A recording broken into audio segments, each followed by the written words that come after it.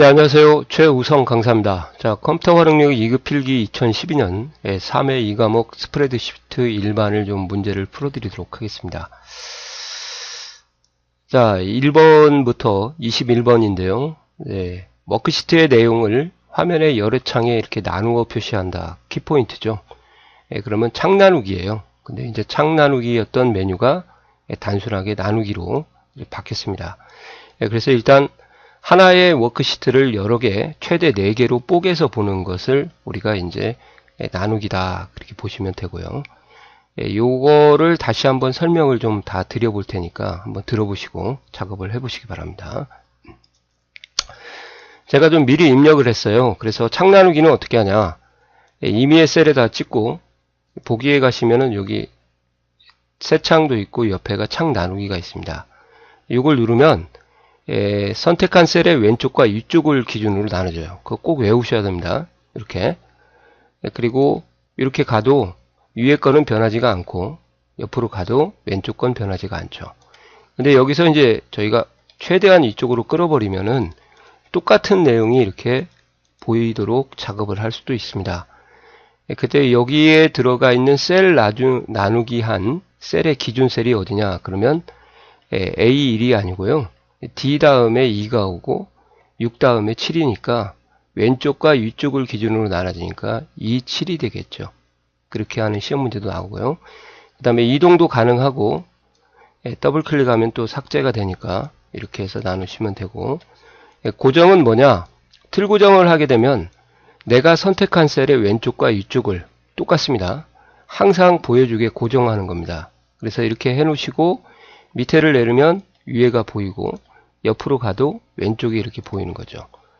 자, 만약에 틀 고정을 했다, 해제했다, 그러면 이제 어떻게 되는가 보세요. 밑으로 내리면 이렇게 위에 것이 사라져 버리죠. 그런 부분을 우리가 이제 틀 고정이다, 그렇게 얘기하고요. 그리고 이제 새 파일을 2개, 3개 정도 새로 만들기를 하고, 자, 이 상태에서 이제 보기에 가서 모두 정렬을 하게 되면 이렇게 바둑판처럼 보이게 하면 워크시트를, 파일을 여러 개를 이렇게 분리해서 볼 수 있는 거죠. 그 다음에 이것만 있는 게 아니고요. 세로도 가로도 이런 식으로 볼 수가 있습니다. 여기는 닫도록 하겠습니다. 자, 이렇게 해서 최대화를 시키면 되죠. 그래서 틀 고정, 나누기, 모두 정렬 이렇게 해봤고요. 그리고 하나가 더 있었죠. 선택 영역 확대 축소는 어떻게 하는 거냐면, 커말 1급에서 시험 나왔는데 제가 이렇게 블록을 잡았어요. 블록만 좀 확대해서 보고 싶다. 그러면 어떻게 하냐. 여기에 축소 확대 이 표시가 있죠. 여기를 눌러서 선택 영역에 맞춤을 하게 되면 이게 화면에 꽉 차게 자동으로 증가를 하게 됩니다. 아시겠어요? 그리고 이제 더 넓은 범위를 잡았다 그러면 이제 또 좁아지게 되겠죠. 이렇게. 아시겠어요? 여기에 보기에 가시면은 선택 영역 확대 축소가 있으니까 그 4가지를 좀 이제 이해하시면 좋을 것 같아요. 시험은 나누기하고 틀 고정이 많이 나오고 있으니까 그렇게 준비를 하시기 바랍니다. 수고하셨습니다. 네, 22번입니다. 자, 22번의 키포인트는 하나의 셀에 2줄 이상의 데이터를 입력한다. 그러면 어떤 키를 써야 될까요? Alt, Enter를 치셔야 됩니다. 아시겠어요? Alt, Enter. 그래서 답은 3번이 되고요. Shift, Enter하고 Control, Enter가 시험에 많이 나오니까 이것도 좀 알아두시면 되겠습니다. 자, 그러면 좀 보여드릴게요. 자, Shift, Enter는 어떤 거냐면 저희가 엔터를 치면은 엔터키의 방향이 정해져 있어요. 위에서 아래 또는 왼쪽에서 오른쪽 이렇게 정해져 있는데 기본적으로 데이터를 위에서 아래로 입력하라고 엔터를 키면 위에서 아래로 내려갑니다. 근데 Shift하고 엔터를 치게 되면 역방향, 엔터키의 역방향으로 가는 거죠. 엔터키의 오른쪽으로 설정이 되어 있으면 왼쪽으로 가는 거죠. 오피스 단추 누르고 엑셀 옵션에 가서 고급에 가시면은 이렇게 엔터를 치고 난 다음에 어느 쪽으로 갈래 하고 설정을 해줄 수가 있거든요. 이 설정 방향의 반대 방향이다. 그렇게 보시면 되겠습니다. 자, 컨트롤 엔터는 블록을 잡고요. 이렇게 데이터를 입력해서 커서가 깜빡거릴 때 컨트롤하고 엔터를 치시면 여러 셀에 동시에 같은 데이터를 입력하는 단축키입니다. 이렇게. 자, 이렇게 비연속 범위를 잡을 때는 컨트롤 누르고 잡으면 되는데, 비연속 범위가 오더라도 이렇게 해서 컨트롤 엔터를 누르시면 이렇게 입력할 수가 있습니다. 아시겠어요? 그래서 요거 챙겨두시고, 요거 챙겨두시고, 알트 엔터도 챙겨두시면 좋을 것 같습니다. 그죠? 그래서 답은 3번입니다. 네, 수고하셨습니다. 23번 풀어드리도록 하겠습니다. 23번 키포인트는 오름차순 정렬 순서를 물어봤는데요. 자, 정렬이 나오면 이제 이렇게 정리를 좀 하시기 바랍니다. 정렬 순서가 나오면요. 예, 가장 위에 있는 게 숫자고요. 예, 그 다음에 문자가 오고, 예, 위에서부터 아래로 오름차순일 때요. 예. 그 다음에 수문을 여는 손오공해서 논리값. 예, 그 다음에 50해서 오류. 예, 그 다음에 공백셀이라고 해서 빈셀. 예, 이게 맨 마지막에 나와요. 그리고 내림차순을 하면은 빈셀은 맨 마지막에 있고 오류부터 역으로 쓰게 됩니다. 그러니까 알아두실 게 공백셀은 오름이건 내림이건 맨 아래에 있구나. 그렇게 알아두시고 이걸 외울 때 이렇게 외우세요. 수문을 여는 손오공, 논리값, 오류값, 트루폴스. 오류는 수식 오류 말한 거고요. 그리고 이 문자에서도 이제 내부에서 순서를 물어보는 문제가 나오는데요. 예. 이렇게 외우십시오. 소문자, 대문자, 한글. 그래서 소대한. 특수문자가 위에 있는데 특수문자까지는 안 외우셔도 답을 고를 수가 있습니다. 그래서 오름차순이니까 숫자 2개가 오게 되면 먼저 위에 오고요. 낮은 숫자부터 해서 높은 숫자가 나와야 이게 오름차순이잖아요. 그죠? 이건 답을 못 고르죠.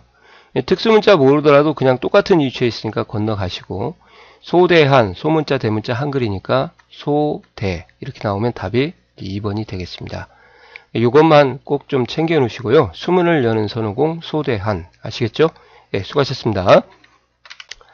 자, 24번 문제입니다. 자, 24번 문제는 수식의 결과를 물어보는 기본함수의 결과값을 예측할 수 있냐 그 말이죠. 자, 이런 문제는 과거부터 굉장히 많이 나온 문제니까 함수의 용도를 아시면은 정확하게 계산을 어떻게 나오는지 알 수 있을 겁니다. 자, sqrt라는 함수는 시퀀셜 루트로 양의 제곱근이라서 루트를 물어보는 거예요.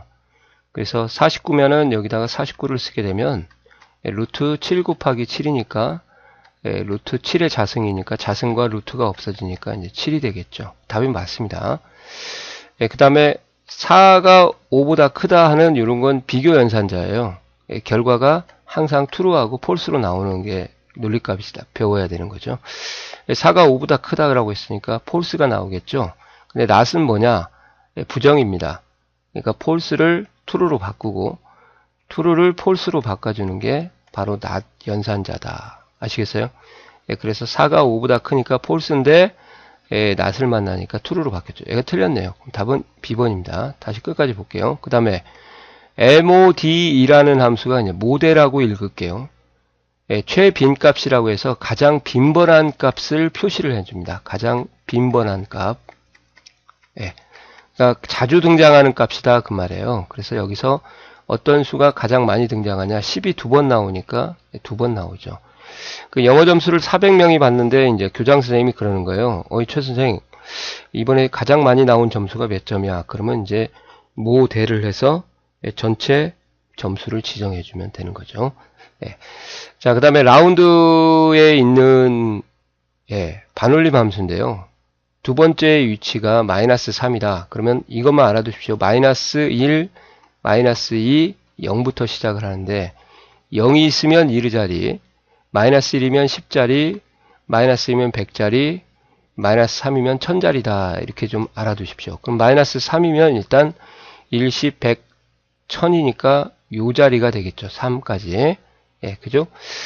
그래서 마이너스 3 있는 1000자리까지 표시를 해주니까 결국은 100의 자리에서 반올림하는 거하고 똑같아요. 이건 실습을 또 실기 강의를 한번 꼭 보시기 바랍니다. 그래서 100자리에서 반올림이 안 되니까 그냥 13000 이렇게 나오는 거죠. 1의 자리가 0, 10자리가 마이너스 1, 100자리가 마이너스, 1000자리가 마이너스 3, 소수점 첫째 자리가 1, 둘째 자리가 2, 셋째 자리가 3, 넷째 자리가 4, 더 있으면 마이너스 4 걸어가면 됩니다. 그리고 그 자리까지 반올림을 처리하고 표시를 해줘야 되니까 반올림의 위치는 그 다음 자리라고 보시면 돼요. 아시겠어요? 꼭요. 이거 챙겨두시기 바랍니다. 예, 그래서 답은 B번이 되겠습니다. 예, 이해가 가시나요? 예, 수고하셨습니다.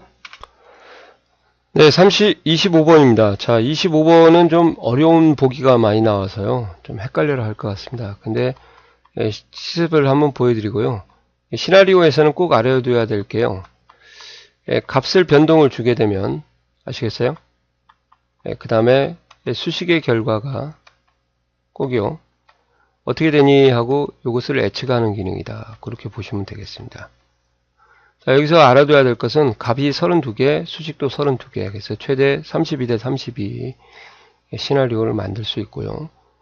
예, 그리고 시나리오에서는 또 이 결과가 어떻게 만들어지냐. 요약보고서가 내가 작업하고 있는 작업 시트 앞에 요약보고서 시트가 생겨요. 같은 파일에 생기는 거예요. 근데 결과는 나왔거든요. 답은. 별도의 파일에 저장을 결과를 하는 게 아니고요. 예, 이게 틀렸어요. 같은 파일 다른 시트에다 되기 때문에. 예, 그리고 모델의 결과를 예측한다. 이 결과는 수식 쪽이라고 포커트를 두시면 될 것 같고요. 그 다음에 나머지들은 이제 좀 어려운 멘트가 나와서 그러는데, 예, 그냥 그런가 보다 삼각형 치고 넘어가도록 하겠습니다. 예, 그래서 여러 시나리오를 할 때 피벗 테이블로 요약할 수도 있고요. 예, 그 다음에 시나리오 요약 보고서를 만드는데 결과 셀이 필요가 없지만 예, 이것만 제가 실습을 보여드릴 거예요. 보통 실기 같은 걸 우리가 준비하신 분들은 결과 셀이 반드시 있었거든요. 근데 결과 셀 없이도 시나리오를 활용하는 것을 한번 보여드리겠습니다. 그 다음에 예, 시나리오 피벗 테이블은 반드시 있어야 되고 예, 이것도 어떻게 보면은 반드시 있어야 될 것 같은데 시험에서는 있는 게 나오고 있다. 실기에서요. 그렇게 이해하시면 될 것 같아요. 자, 제가 여기다 계산을 해놨습니다. 이렇게 미리 예, 입력을 하고 여기도 수식이고 여기도 썸을 해서 요거 더한 거고.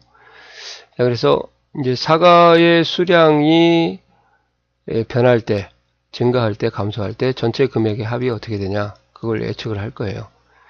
자, 데이터 가상 분석 시나리오 관리자 가서 추가한 다음에 바로 빨리 해보겠습니다. 사과 증가.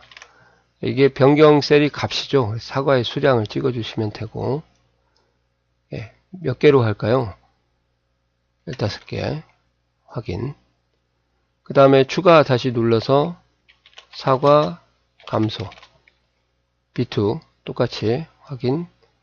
예, 5개. 확인. 이렇게 하고 이제 실기는 거의 대부분 요약을 둘러서 결과값을 찍어줬잖아요. 근데 여기까지만 하고 안 하시면은 이제 요약 보고서 시트가 만들어지지는 않습니다.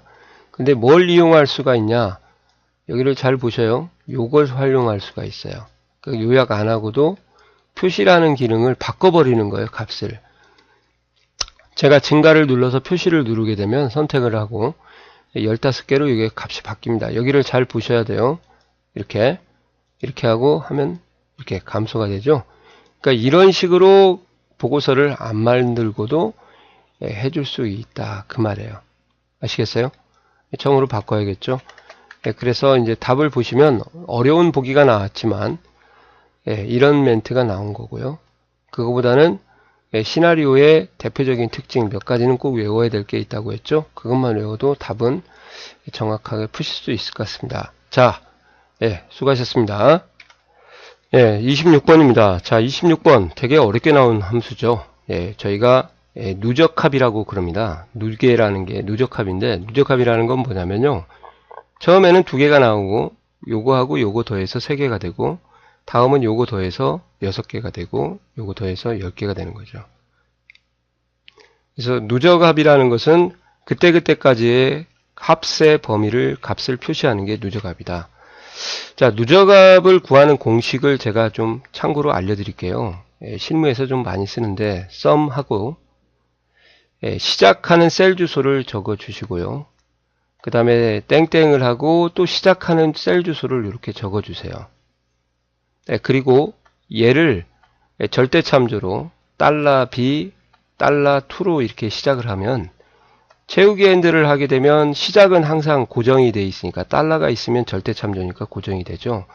얘가 B3으로 또 하나 끌면 B4로, 또 하나 끌면 B5로, 뒤에 있는 주소만 보이니까 처음에는 B2부터 B2까지, 두 번째는 채우기 핸들하니까 B2부터 B3까지, 세 번째는 B2부터 B4까지, B2부터 B5까지 해서 뒤에는 증가하고 앞에는 고정을 한다. 그런 개념을, 그래서 결론 말씀드리면 절대 참조를 앞에다 해주시고 뒤에는 상대 참조로 놓으시는 문제를 고르시면 돼요. 그러니까 얘는 무조건 틀렸어요.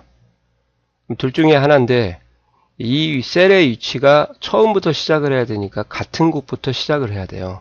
얘는 B5라고 했으니 틀렸죠. 그래서 답이 3번이 되겠습니다. 자, 꼭 절대 실습을 해보시기 바랍니다. 아시겠어요? 원리는 고정과 상대에 대한, 절대와 상대에 대한 개념만 아시면 제가 충분히 해결할 수 있다고 봅니다. 예, 수고하셨습니다. 자, 27번 문제가 되겠습니다. 자, 27번은 지금 문제를 풀어드려도 뭔 내용인지를 모를 거예요. 그죠? 그래서 제가 따로 설명을 드리고 실습을 하고 그리고 문제로 오도록 하겠습니다. 자, 답은 4번이에요. 간격 너비가 늘리면은 이제 너비가 커지는 게 아니라 작아지는데 이유를 얘기를 해도 왜 그래 하고 이해를 못 하시니까 이제 한번 가서 풀어보도록 하겠습니다. 자, 미리 좀 입력을 좀 해놨고요. 삽입에 세로막대형에 묶은 세로막대형을 그리도록 하겠습니다. 자, 이렇게 그려졌죠? 예. 자, 그러면 이제 여기에 있는 걸 하나씩 계열 겹치기, 간격 너비, 요소마다 다른 색 다 하나씩 보여드릴 테니까요. 아무 계열이나 선택을 하고요. 예. 이것을 우리가 데이터 계열이라고 하고 한 번 더 찍으면 이제 요소라고 합니다. 그래서 다 선택되면은 계열이라고 나오는 거요. 한 번 더 찍어서 요소가 되면 요소라고 나옵니다. 그러니까 그것만 구분을 해주시면 되겠어요. 자, 그래서 계열 서식으로 들어가시면은 이제 여기에 계열 겹치기하고 이렇게 간격 너비가 이렇게 나오죠. 잠시만요. 좀 왼쪽으로 옮기도록 하겠습니다. 예. 자, 이 계열 겹치기가 뭔지 아세요? 음수가 되면 지금은 아무 의미가 없어요. 왜 의미가 없냐? 계열이 하나밖에 없을 때는 이 계열 겹치기가 의미가 없습니다. 그래서 제가 조금 이따 계열을 하나를 더 만들고 작업을 보여드릴 거고요.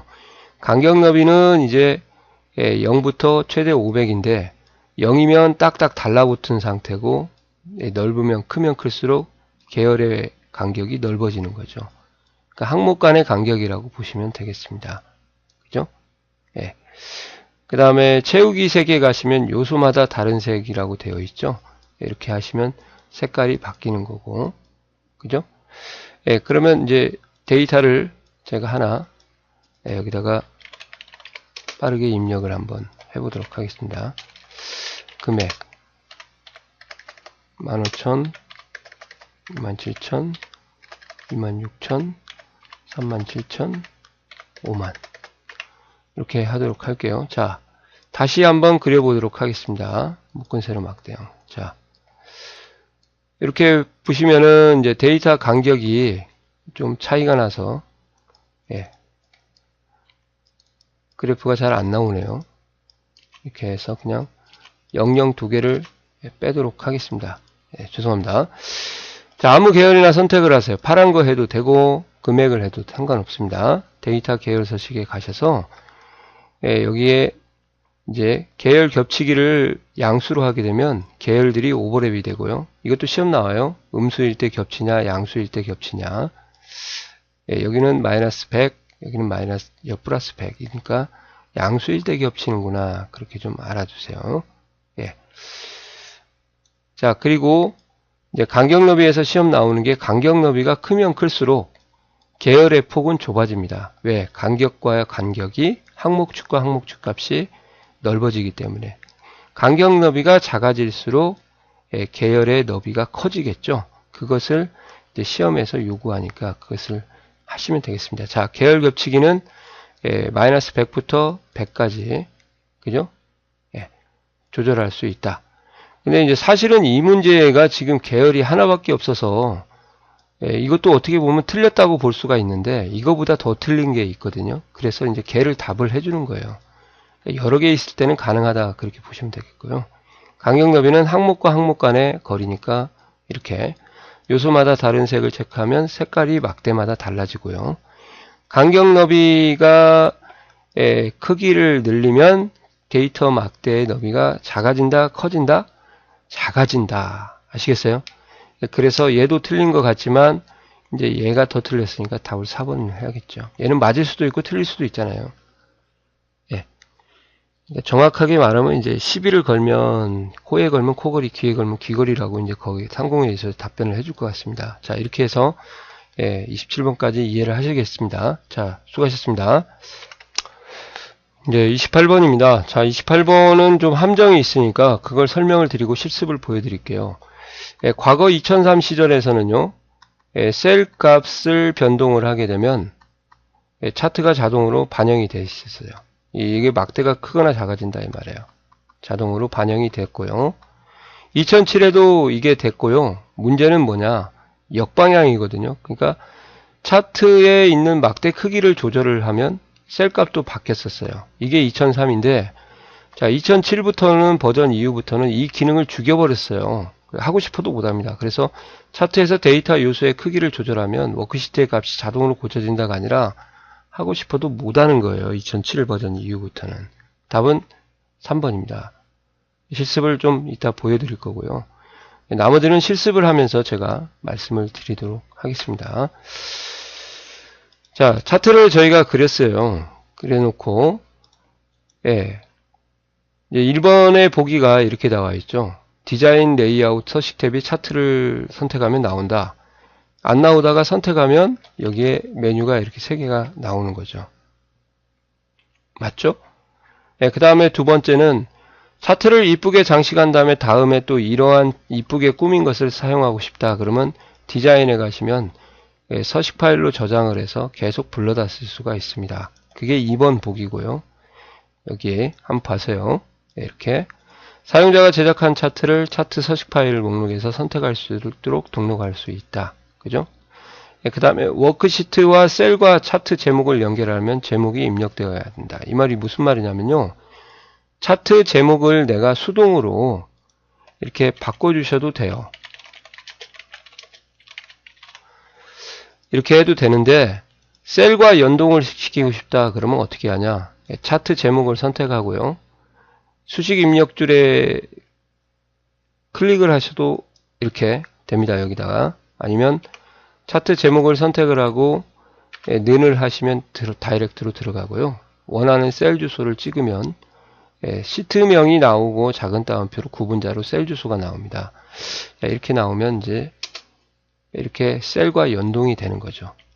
최우성 강사 강좌. 근데 이제 차트 제목이 없으면 연동을 시키고 싶어도 못한다. 그런 뜻이에요. 좀 말이 좀 어폐가 있는데 여하튼 3번이 완전히 틀렸어요.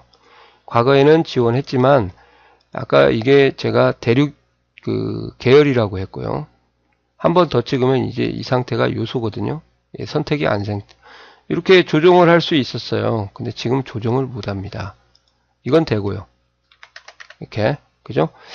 그래서 이 부분의 답을 쉽게 구할 수 있을 것 같습니다. 3번입니다. 자, 수고하셨습니다. 자, 29번 풀어드리도록 할게요. 자, 29번의 키포인트는 인쇄에 관련된 것을 모두 실습을 해봐야 됩니다. 자, 인쇄에서도 마찬가지겠지만 화면의 확대 축소에서도 마찬가지예요. 눈 나쁜 사람을 위해서 화면의 확대 축소도 최소 10에서 300까지 되고요. 인쇄의 확대 축소도 최소 10에서 400까지 됩니다. 이거 좀 챙겨 놓으시기 바랍니다. 그죠? 그 다음에 창 나누기는 하나의 화면을 이제 4개로, 최대 4개로 분할해서 보는 거고, 틀 고정은 위에와 왼쪽을 고정을 해서 이동을 해도 항상 푸시되게 하는 거거든요. 근데 이렇게 틀 고정을 하게 되면 선이 나오고, 창 나누기 하게 되면 나누기에 있는 이 부분에 이렇게 박스가 나오는데요. 이런 건 실제 인쇄하게 되면 전혀 인쇄가 되지 않습니다. 참고로 알아두시고. 그 다음에 메모를 시트 끝에 모아서 인쇄한다. 이게 이제 메모를 저희가 달아주면 기본적으로 메모는 인쇄가 안 되는데요.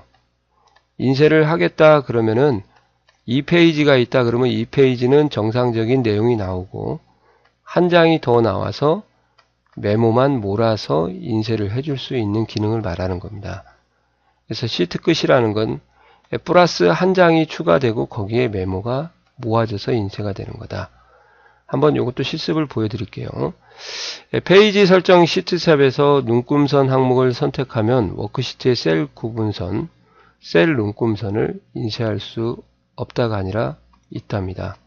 이것이 4번이 틀렸어요. 그래서 한번 전체적으로 한번 보여드리도록 하겠습니다.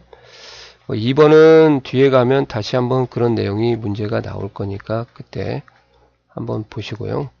1번, 21번에서 한번 설명을 드린 거니까 이건 빼겠습니다. 자, 여기가 확대 축소죠. 여기를 누르면 이제 500이라고 쓰면 안 된다고 이렇게 나올 거예요. 그죠? 그 다음에 페이지 레이아웃에 가시면 페이지 설정에 인쇄 대화 상자가 추가 옵션 단추를 누르면 나오는데, 자, 여기에서 이게 인쇄 확대 축소 비율이거든요. 500을 쓰면 이제 안 된다고 똑같아요. 아시겠어요? 예. 그래서 이 부분을 좀 첫 번째로 챙겨 두셔야 될 것 같고요. 예, 그 다음에 시트에 눈금선을 하게 되면 눈금선이 지금은 아무것도 없죠. 근데 여기다 체크하면 이제 눈금선을 안 칠해도 데이터가 있는 부분까지 미리 보기를 하게 되면 이렇게 눈금선이 나오는 거죠. 이게 눈금선이에요. 여기 보이는 게. 이해 가시나요? 예, 이렇게. 그리고 메모를 인쇄하는 방법이죠. 자, 메모를 인쇄하는 방법은 이제 보시면은 이렇게 하시면 돼요. 페이지 레이아웃에 가서 추가 옵션 단추 누르시고 시트에 가시면 여기 메모가 있죠. 그 시트 끝으로 놓으시면 메모가 한 장이 더 나오고요. 그 다음에 행렬 머리글을 이렇게 체크를 하게 되면 인쇄할 때 행렬 머리글도 또 같이 나옵니다. 이렇게 A, B 보이세요? 이런 거. 그래서 이런 부분이 이제 시험에 많이 나오니까 준비를 하시고, 그리고 여기도 중요한데요. 간단하게 인쇄라고 이렇게 하면 해제할게요. 간단하게 인쇄하라고 하면 이렇게 테두리 선이나 도형이나 개체가 또 인쇄가 안 돼요. 그러니까 차트도 개체잖아요. 그러면 인쇄가 안 되고 빠르게 인쇄하려고 하는 기능이라고 보시면 돼요. 제가 선을 이렇게 입력을 했어요. 이건 눈금선이 아닙니다. 테두리입니다. 그래도 아까 거기에다가 체크를 해 놓으시면은 여기요. 간단하게 인쇄. 그러면 이 선 모양조차도 안 나온다. 그 말이죠. 개체하고. 그래서 이런 부분에 대한 것을 잘 설명을 해 놓으시고 실습을 꼭 동반해서 마무리를 하시기 바랍니다. 그래서 답은 4번입니다. 아시겠어요? 수고하셨습니다. 자, 30번 문제 풀어드릴게요. 30번 문제는 필터, 자동 필터에 관련된 문제죠. 뭐 목록 상자가 나와서 여기를 클릭을 해가지고 필터를 적용하는 걸 우리가 자동 필터라고. 실습을 잘 하시면은 제가 볼 때는 크게 문제는 없어 보이는데요. 실습을 얼마나 잘했느냐에 따라 달린 것 같습니다. 그래서 목록 단추를 이용해 가지고 필터링을 하는 거고요. 아까 말씀드렸던 요것이 바로 목록 단추예요. 아시겠어요? 필터는 이제 열에다가 조건을 적용을 하고요. 그리고 이제 행을 걸러주는 거예요. 그죠? 그래서 조건은 열에다가 하고 행 단위로 걸려서 조건을 만족하는 행만 보여주게 되는 거죠. 자동 필터에서는 여러 열의 조건을 줬다. 그러니까 여기가 성명이고 여기가 쥐기고 여기가 나이예요. 쥐기열에다 조건을 주고 나이에다 조건을 주게 되면 항상 이 두 개의 다른 열의 조건을 주게 되면 AND만, 즉 쥐기가 과장이고 나이가 40 이상이다. 그러면 과장이고 40 이상만 동시 만족을 걸러주는 거예요. 그것을 우리가 영어로 AND 조건이라고 하거든요. 근데 직위가 과장이거나 나이가 40 이상 이거나 같은 그런 것을 5호 조건이라고 하는데, 이 5호는 하고 싶어도 못합니다. 서로 다른 열에서는. 이것도 잘 나오니까 외워두세요. 그리고 필터하고 정렬은 서로 하등의 관계가 없어요. 정렬 안 해도 필터가 되고요. 정렬해도 필터가 되는 거고. 그리고 참고로 요즘은 이 필터 내부에 정렬 기능도 같이 포함되어 있기 때문에 정렬하고 전혀 별개입니다. 정렬을 먼저 해야 되냐 안 해야 되냐 그거하고 관련이 없다는 거예요. 그래서 답이 이제 4번이 되겠습니다. 필터를 다시 한번 실습을 하시면서 잘 한번 봐보세요. 또 필터 설명하면 길어지니까요. 여기서 끊도록 할게요. 자, 수고하셨습니다.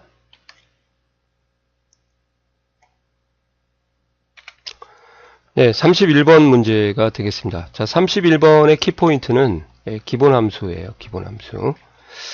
그래서 D2부터 D6까지 즉 평균을 이용해서 순위를 구하라. 그러면 암산을 하셔도 얘가 1등, 2등, 3등, 4등, 5등 이렇게 나오는 거죠. 그럼 순위를 구하는 함수는 랭크라는 건 아시겠죠? 뭐 세계 랭킹. 그러면 여기서 답을 고를 수 있나요? 못 골라요. 그러면 이제 첫 번째 인수가 뭐냐? 순위를 구할 셀 하나만 찍어 주셔야 돼요. 그러니까 87.5에 대한 순위, 74에 대한 순위 따로따로 구해야 되니까 87.5라는 D2를 찍어 주시면 되겠습니다. 이게 순위를 구할 셀 하나예요. 먼저. 그러면 여기를 보시면은 이제 얘는 범위가 나왔으니까 틀렸죠. 그래서 답은 이제 3, 4번 중에 하나다. 그렇게 하시면 되고. 그 다음에 순위를 구할 범위가 두 번째가 옵니다. 그러니까 D2부터 제가 의도적으로 좀 크게 쓰고 있어요. 그 다음에 D6까지 이렇게 하는데, 이제 이 범위에서 주의해야 될 게 뭐냐? 채우기 핸들을 한다고 여기 나왔잖아요. 2호까지. 그죠? 그랬을 때 이 범위가 밀리면 안 되거든요. 범위도 이렇게 채우기 핸들 하면 하나씩 하나씩 밀리죠. 그러니까 내려가고 또 내려가고 하면 안 돼요. 범위는. 그래서 범위는 고정돼서 항상 이 범위만 유지를 해서 순위를 구하게끔 해줘야겠죠. 그래서 달러를 붙여서 꼭 좀 외워두세요. 절대 참조를 사용하게 됩니다. 그리고 순위를 구할 때 높은 수가, 세 번째는 옵션이라고 하는데, 큰 수가 1등을 먹겠다 그러면 0을 쓰게 됩니다. 그래서 외우실 때 집에 형들이 여러 명일 때 가장 첫째 형을 우리가 큰형 부르잖아요. 근데 큰 0으로 암기를 하시면 되고요. 반대로 작은 수가 1등을 먹을 때는 저희가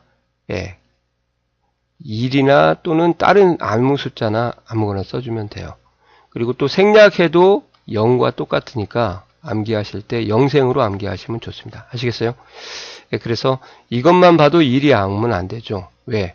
학교 점수는 큰 수가 1등 먹어야 되니까 답은 3번이에요. 이렇게 이해하시면 되겠습니다. 자, 뭔 말씀인지 아시겠죠? 예, 수고하셨습니다.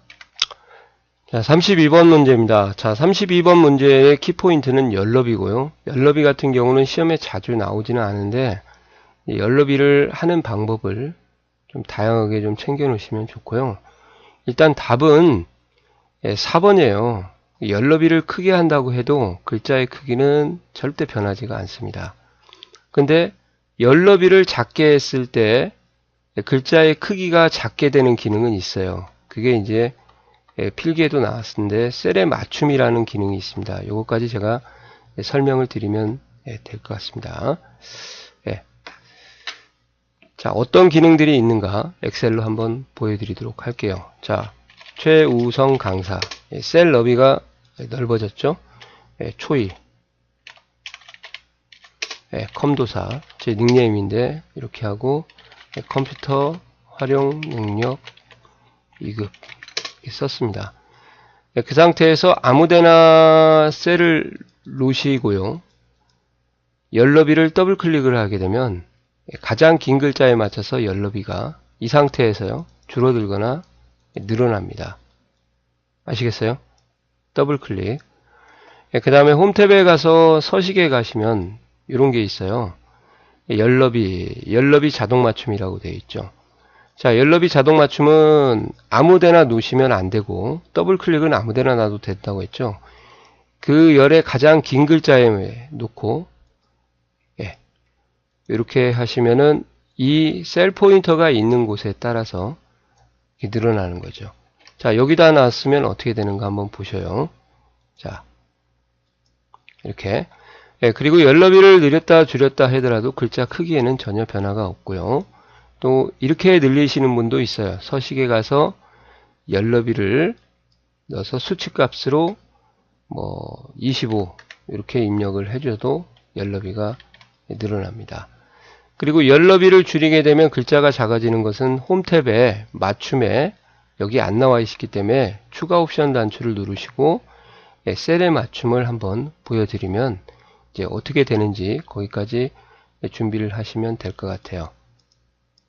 자, 맞춤 셀의 맞춤을 하시게 되면요, 이렇게 자, 이렇게 셀의 너비가 줄어들면 줄어들수록 점점 크기가 더 작아지는 거예요. 그죠? 근데 홈 탭에 가서 보시면 전체적인 크기는 아직 11로 유지가 됩니다. 작아졌는데, 그죠? 왜 그러냐? 이게 더 넓어지면은 글자가 11만큼 더 커지지가 않는 거예요. 그걸 기억하고 있기 때문에 참고로 아시라는 거죠. 자, 이렇게 하시면 이제 문제를 제가 풀 수는 있을 것 같아요. 열너비 자동 맞춤은 조심하실 게 현재 선택한 셀에서 그 셀 포인터가 있는 셀의 글자 길이에 맞추는 거고, 열너비를 조정하려면 열너비 경계선에서 원하는 너비가 될 때까지 마우스를 드래그한다. 이겁니다. 이런 모양이 됐을 때 줄이고 늘리는 거. 이건 그냥 상식이기 때문에 제가 그냥 벗어서 난 거고, 열너비를 조정하려면 열너비를 대화 상자에다가 값을 입력하는 방법도 괜찮고요. 해당 열너비를 크게 하면 글자의 크기가 같이 조정된다. 틀렸죠? 그래서 답은 4번이 되겠습니다. 자, 수고하셨습니다. 네, 33번 문제입니다. 자, 33번 문제는 굉장히 간단한 문제예요. 과거의 기출 문제도 많이 나왔고요. 그래서 이제 저희가 부분합을 구할 때 부분합에서 제공되는 기본 함수들이 있습니다. 합계라든지 평균이라든지 그 다음에 개수, 그 다음에 최대, 최소, 표준 편차 분산 여러 개가 있는데, 자, 이걸 전체 외우지 마시고 안 되는 거 3개만 좀 외우세요. 자, 순위 지원하지 않습니다. 중앙값, 한가운데 값이라고 하죠. 지원하지 않고요. 그리고 절대가 들어가는 것은 또 지원을 하지 않습니다. 아시겠어요? 그러니까 이 3개가 안 되는 거. 무슨 말이냐면 절대 평균, 절대 최대, 절대 최소, 절대 표준 편차 그런 거 다 안 된다 이 말이죠. 그래서 요거 안 되는 거 3개만 꼭 좀 챙기시기 바랍니다. 그러면 답이 중앙값이겠죠. 이런 게 나오면 헷갈리잖아요. 그냥 넘어가시라고요. 안 되는 것만 외워서 다 외울 수는 없으니까. 개수에는 참고로 수치가 숫자 개수가 있고 문자 개수가 있고, 문자 개수를 보통 개수, 숫자 개수를 수치 개수라 그렇게 얘기를 합니다. 그래서 답은 3번이 되겠습니다. 이해 가시죠? 수고하셨습니다. 네, 34번 문제를 풀어드리도록 하겠습니다. 자, 34번은 실기만 제대로 배우셨다고 하면은 제가 볼 때는 필기는 그냥 해결이 될 것 같아요. 자, 레이아웃을 다음과 같이 설정을 했다. 그러면 이제 담당이 보고서 필터처럼 독도로 이렇게 떨어져서 나올 겁니다. 그죠? 이렇게. 근데 지금 담당이 없는 게 보시면은 2, 3번이 없죠. 답은 얘는 이제 일단 제껴두시는 거죠. 그렇게 할 수도 있고, 이제 두 번째. 여기서 키포인트는 이제 시그마 값이 핵 레이블에 존재하는 거거든요. 얘는 이렇게 끌어서 왔다 갔다 할 수가 있어요. 그럼 얘는 뭐 하는 역할이냐? 함수가 2개 이상 있을 때, 그때 시그마 값이 자동으로 생성이 됩니다.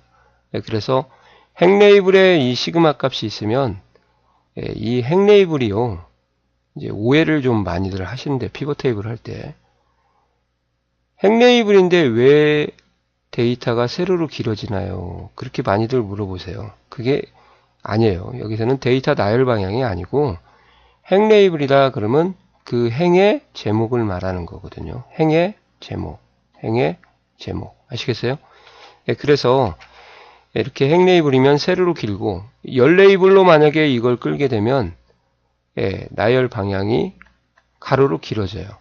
그럼 왜 또 이게 열인데 가로로 길어요? 그러면 그게 아니라 이 열의 제목, 이 열의 제목 그렇게 됩니다. 그래서 나열 방향이 아니라는 것을 좀 일단 알아두시고, 두 번째는 이 시그마 값이 이제 여기에 있을 때는 어떻게 되냐? 함수가 가로로 길어져요. 행방향으로 표현을 하는 것이 아니고 행의 제목 옆으로 나란히 보이게 된다. 그 말이에요. 아시겠어요? 이렇게 이해가시나요? 그래서 이 열 레이블의 시그마 값이 있을 때는 다시요. 이렇게 함수가 옆으로 깁니다. 이렇게. 그러면 시그마 값이 행 레이블에 있으면 세로로 길어진다고 했잖아요. 그러면 어떻게 되냐? 합계가 위아래로 이렇게 나와요. 아시겠어요?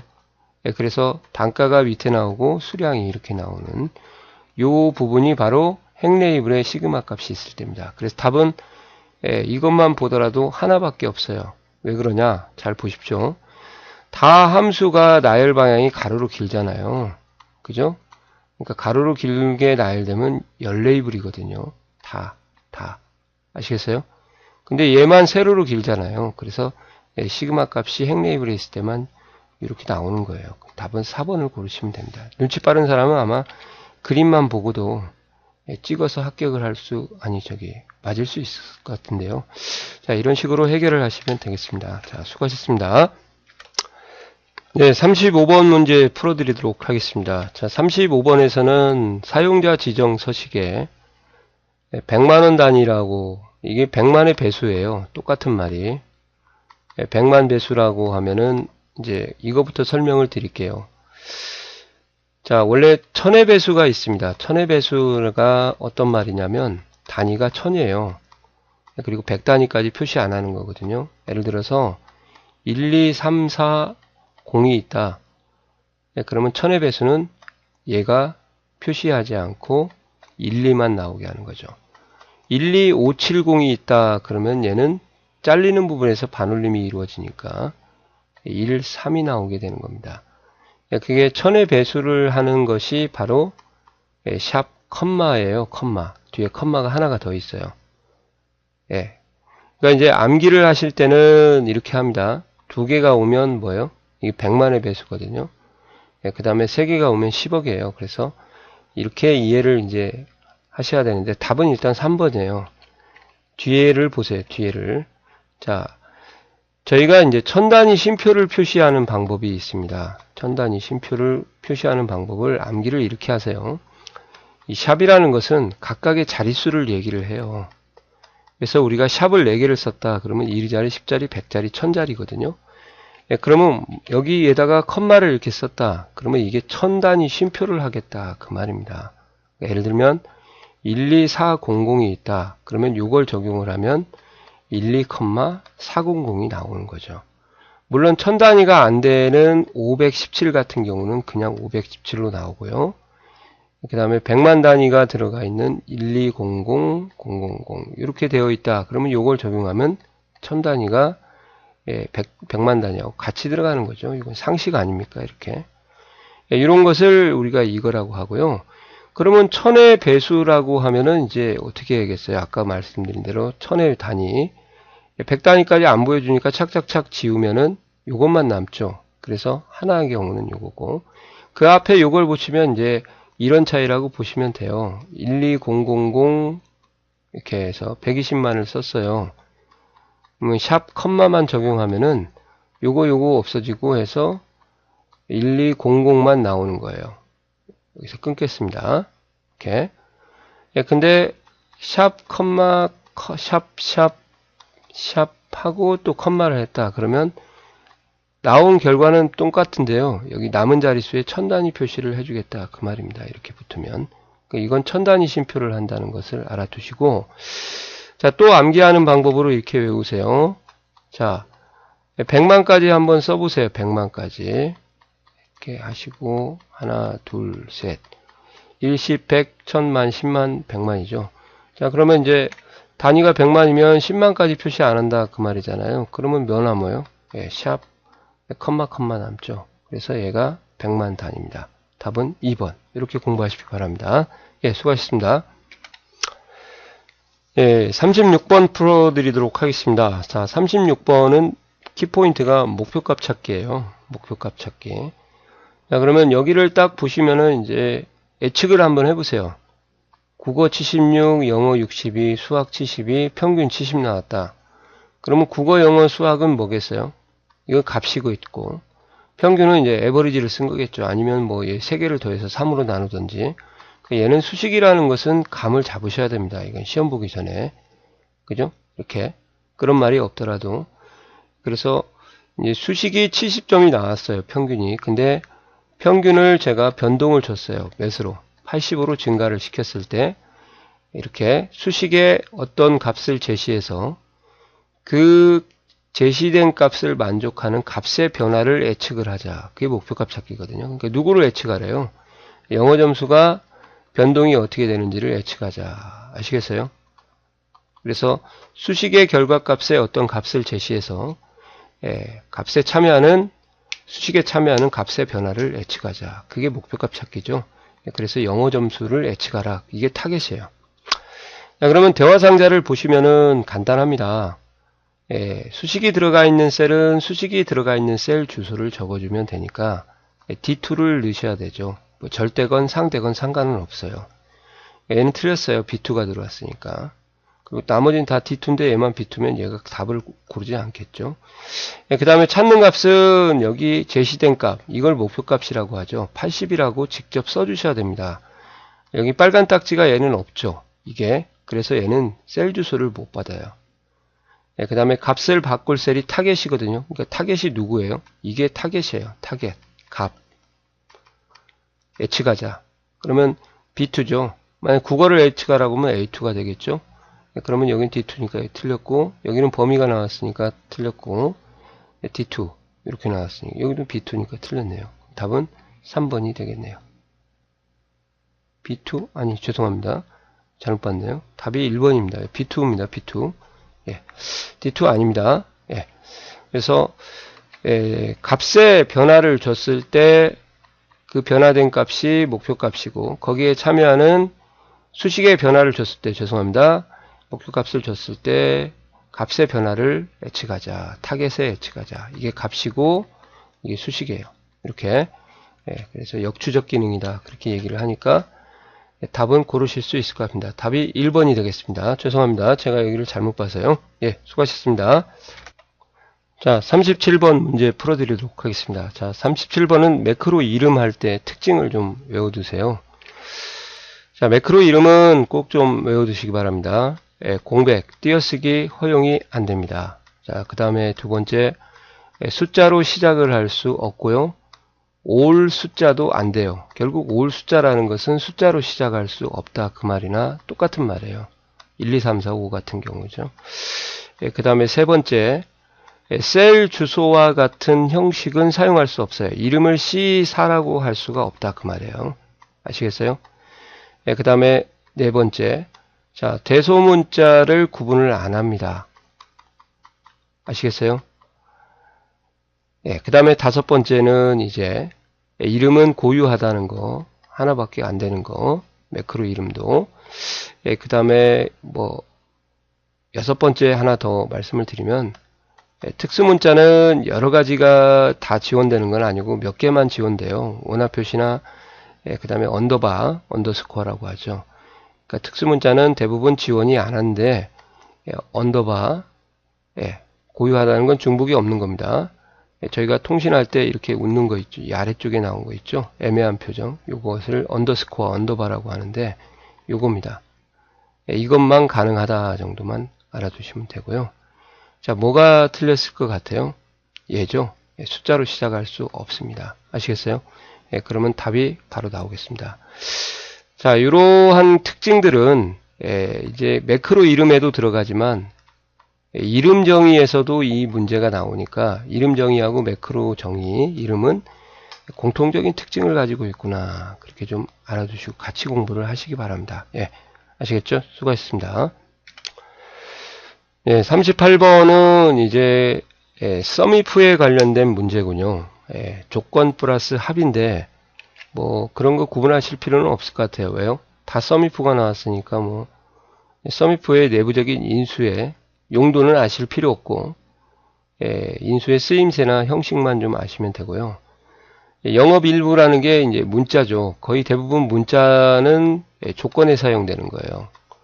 그리고 합계는 이제 합이니까 썸 계열이다 그렇게 보시면 되고, 합은 더할 범위가 있는 거예요. 근데 숫자가 나오는 것은 합계범위라고 보시면 돼요. 여기서는 숫자가 1, 4분기하고 2, 4분기만 있으니까 둘 중에 하나가 합계범위인데 여기 나와 있죠. 그래서 1, 4분기를 숫자가 들어가면은 저희가 뭐다? 아, 네가 합범이구나. 그렇게 이해하시면 이제 문제를 쉽게 해결할 수가 있을 겁니다. 자, 그러면 이제 썸이프에 대해서 이제 구성을 한번 말씀을 드리면, 처음에 조건 범위라 합니다. 찾을 범위. 그 다음에 조건을 여기다 쓰고, 그 다음에 합범위 이렇게 세 번째가 온다는 거, 이걸 알아두셔야 돼요. 그래서 외우실 때는 조합 이렇게 좀 외우시면 좋을 것 같습니다. 그래서 이것만 알더라도 50%는 먹고 들어가죠. 그래서 조건 범위가 여기에서 영업 2부를 찾아야 돼요. 그러니까 이 부분이 한 열의 조건 범위가 되는 거예요. 그러니까 A10이라고 하나만 나왔는데 범위가 나와야 되니까 얘는 틀렸고, B2부터 B7까지 맞죠? 여기는 이제 C가 나왔는데 C는 조건 범위가 아니고 이제 어떻게 보면 합범위인데 틀렸죠. 얘도 틀렸습니다. 그러면 이제 답이 2번 아니면 3번으로 축약이 되네요. 그 다음에 이 뒤에 거를 먼저 보고 말씀을 드릴게요. 합범위죠. 합범위는 1, 4분기가 된다는 것을 아시니까 C2부터 C7이죠. 그거까지 알면 이제 문제가 풀리는 거죠. 이렇게. 그래서 절대참조건, 상대참조건, 혼합참조건 그것은 신경 쓰지 마시고요. 인수의 정확한 쓰임새만 알아도 답이 이제 2번이라는 걸 아실 수가 있고요. 그 다음에 이 조건을 입력하는 방법, 두 번째 인수는 첫째, 내가 직접 값을 쓰겠다 그러면 는 하시고 영업 2부, 1부 이렇게 쓰셔도 되고요. 는은 생략해도 또 됩니다. 또는 셀 주소로 받겠다 그러시면은 그냥 원래는 는이 이렇게 빠지고 셀 주소를 큰 따옴표 쓰는 거 아니거든요. 그래서 정확하게 말하면 이제 A10 이렇게 써야 되는데 는은 생략할 수 있기 때문에 이 부분을 안 쓰고 그냥 A10이라고만 이렇게 써줘도 상관이 없고 는을 생략하고 A10만 써도 됩니다. 그래서 이 부분이 결국 이 부분하고 똑같은데 인수의 위치가 벗어났어요. 얘는 틀린 거죠. 답이 2번으로 하시면 되겠습니다. 자, 이해 가시죠? 예, 수고하셨습니다. 네, 39번 풀어드리도록 하겠습니다. 자, 39번의 키포인트는 차트인데요. 1번 같은 경우는 뭐 실습에서 해봐서 아실 거예요. 차트의 값을 바꾸면 차트 계열의 값도 당연히 바뀝니다. 과거 2003 시절에서는요, 하나 더 알아두실 게 뭐냐면 차트의 길이를 조정할 수 있었거든요. 근데 2007부터는 이 기능을 없애버렸어요. 역으로도 값을 바꿀 수 있는데 2007부터는 차트를 크기 조절을 할 수가 없게 되어 있습니다. 그러니까 과거 기출문제가 이렇게 나왔었는데 이것이 또 나오고 있으니까 차트는 데이터를 수정하면 차트도 자동으로 수정된다 알아두시고요. 이 역은 이제 지원하지 않는다. 그렇게 알아두시면 될 것 같고, 눈금은 선택하고 딜리트를 누르면 삭제가 되니까 가장 빠르게. 그리고 이제 제가 말씀드릴 게 있어요. 우리가 차트를 그리잖아요. 그러면 이제 가로 같은 경우는 여기가 X고 여기가 Y거든요. X축 같은 경우는 잘 보세요. 이 사이사이에다가 값을 삽입을 해서 집어넣으면 자동으로 반영이 됩니다. Y는 그런 거에 지원이 안 되고요. 아시겠어요? 그래서 여기다가 행을 삽입하고 그러면 새로운 값이 생기면 들어가게 되고요. 그리고 숨기면은 또 차트에서 숨습니다. 숨긴 건 안 나왔는데요. 자, 이렇게. 근데 주의할 것은 마지막에다가 데이터를 넣으면 반영이 안 돼요. 답은 3번이 되겠습니다. 사이사이는 OK, X. 마지막은 안 되는 거죠. 그죠? 자, 실습을 한번 보여드리고 결론을 지어도록 할게요. 자, 이렇게 됐죠? 자, 여기다 제가 하나 삽입을 할게요. X축. 이렇게 하면 여기다 이제 데이터를 집어넣으면 뭘 집어넣어야 될까요? 연도 차이라서 64,000 이렇게 쓰시면 들어간다는 거죠. 그 다음에 값을 변경을 하게 되면 데이터가 바뀌고요. 그죠? 거꾸로는 안 됩니다. 이렇게 지우면은 삭제가 되고, 숨기면은 이렇게 숨는 상태로 차트에서도 숨고, 다시 나오게 하려면 숨긴 행의 전후를 잡고 취소하시면 되겠죠. 잘못 눌렀네요.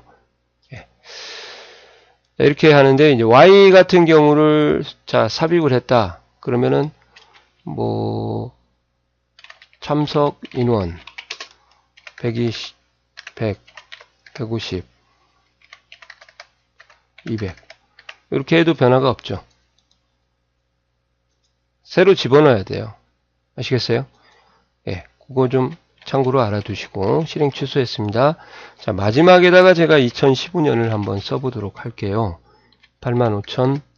자, 반영이 되나요? 안 되죠. 그죠? 예, 그리고 여기가 눈금선인데 눈금선을 선택하고 딜리트 누르는 게 제일 빠르죠. 아니면 오른쪽 버튼 눌러서 삭제를 하셔도 되고요.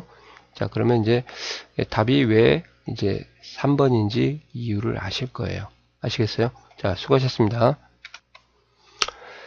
네, 40번 문제가 되겠습니다. 자, 40번 문제는 절대 실습이 필요한 거죠. 조건부 서식은 조건을 적용을 해서 조건에 일치하게 되면 서식을 자동으로 적용을 하고 일치하지 않으면 서식을 제거하는 그런 것을 우리가 조건부 서식이다.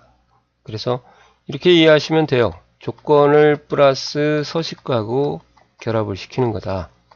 근데 자동으로 적용하는 것이 키포인트죠. 수동으로 하려면 뭐로 조건부 서식을 씁니까? 자, 여기 포인트는 이제 이것을 이해하셔야 돼요. 조건부 서식은 수식을 사용할 수도 있고 비수식을 사용할 수 있거든요. 그래서 비수식을 사용할 때는 등호를 입력을 안 하셔도 되고, 수식을 할 때는 반드시 함수나 수식처럼 일반 수식처럼 등호로 시작을 해야 됩니다. 그죠? 자, 2번 규칙에 맞는 셀 범위는 해당 규칙에 따라 서식이 지정되고 규칙에 맞지 않는 셀 범위는 서식이 자동으로 지정되지 않는다. 맞고요. 조건부 서식이 적용된 후 셀 값이 바뀌어서 규칙이 일치하지 않아도 서식이 해제되지 않는다. 그럼 뭐로 합니까? 그죠? 제가 얘기했죠. 자동으로 서식을 적용하는 거예요. 예를 들어서 제가 10 이상을 빨간색으로 이렇게 적용을 하는 조건부 서식을 만들었어요. 그럼 처음에 17이었으면은 빨간색으로 바뀌었죠. 근데 값을 제가 9로 바꿨습니다. 그럼 만족을 못하면 이제 처음 있던 검은색으로 바뀌게 되는 거죠. 그러니까 만족하면 조건을 적용을 하고 만족하지 않으면 해제를 하는, 그죠? 그래서 해제되지가 않는다가 아니라 자동으로 해제가 된다. 그 말을 좀 포커스를 잡으셔야겠습니다. 그래서 답은 3번이고요. 고유하고 중복에 대해서 색칙 또는 서식을 적용할 수 있냐, 색칠을 할 수 있냐, 있습니다. 고유라고 하는 건 유일하다는 그런 의미가 고유고요. 중복이 없다. 그 말이에요.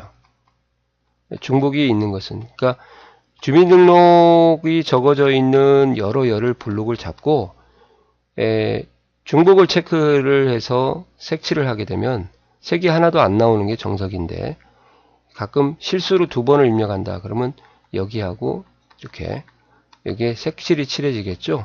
그게 이제 중복하는 거예요. 그래서 중복이나 고유는 비수식 분야의 조건부 서식에 있습니다. 한번 보여드리고 마치도록 하겠습니다. 자, 여기 홈 탭에 가시면 조건부 서식이 있죠. 여기에 있는 이 부분이 이제 비수식 분야인데요. 그러면 어디 있어요? 그러면 이제 거기 있습니다. 홈 탭에 가셔서 다시 셀 강조 규칙의 중복, 반대로 하면 고유를 선택할 수가 있어요. 이렇게 아시겠어요? 그리고 뭐 상위 몇 프로, 하위 몇 프로, 평균 초과 미만도 할 수 있고, 데이터 막대로도 할 수 있고, 색조, 색깔로 칠할 수도 있고, 이러한 아이콘으로 33%, 33%, 25%, 25%, 20% 5개 이렇게 할 수 있습니다. 참고로. 그리고 수식을 할 때는 여기에 가서 새 규칙에 가서 이 수식을 골라주시면 되겠고요. 는으로 시작한다 이겁니다. 자, 이렇게 해서 답이 어떤 건지 아시겠죠? 예, 자, 수고하셨습니다.